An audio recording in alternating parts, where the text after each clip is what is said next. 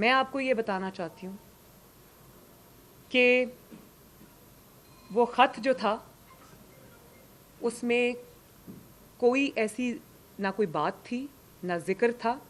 Ministry of foreign affairs میں بیٹھ کے اس خط کو ڈرافٹ کیا گیا, جس کو یہ کیبلز یا مراسلے کا نام دیتے ہیں. یہ منسٹری آف فارن افیئرز میں بیٹھ کے اس کا سارا سیاسی نوک پلک جو ہے وہ درست کی گئی.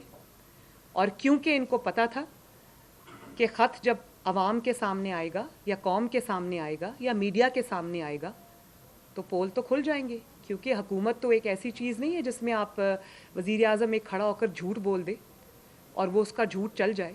کیونکہ وہ حکومت کے اندر اور بھی بہت سارے ادارے انوالوڈ ہوتے ہیں, بہت سارے اسٹیک ہولڈرز ہوتے ہیں, جو ان کے سامنے اگر آپ یہ خط رکھتے جو کہ آپ نے نہیں رکھا تو آپ کے خط کا تیا پانچا تو فوراً ہو جاتا. اور پھر آپ نے منسٹری آف فارن افیئرز میں بیٹھ کے اس خط کی ڈرافٹنگ کی, اور جس وقت یہ خط کا ڈرامہ آپ نے اگلے دن کرنا تھا اس سے ایک دن پہلے آپ نے پاکستانی جو امبیسڈر ہیں یا ہائی کمشنر ہیں جو امریکہ میں, ان کو آپ نے راتوں رات برسلز اسمگل کرایا. ان کو راتوں رات برسلز بھیجا, امریکہ سے ان کو برسلز بھیجا, کیونکہ آپ کو پتہ تھا کہ خط کا جب یہ ڈرامہ سامنے آئے گا تو اگر امبیسڈر اس ملک میں ہوا تو اس سے سوال ہوں گے. کہاں ہیں وہ امبیسڈر صاحب؟ آج میں سوال کرنا چاہتی ہوں, جو اس خط کے مین کردار ہیں وہ کہاں ہیں؟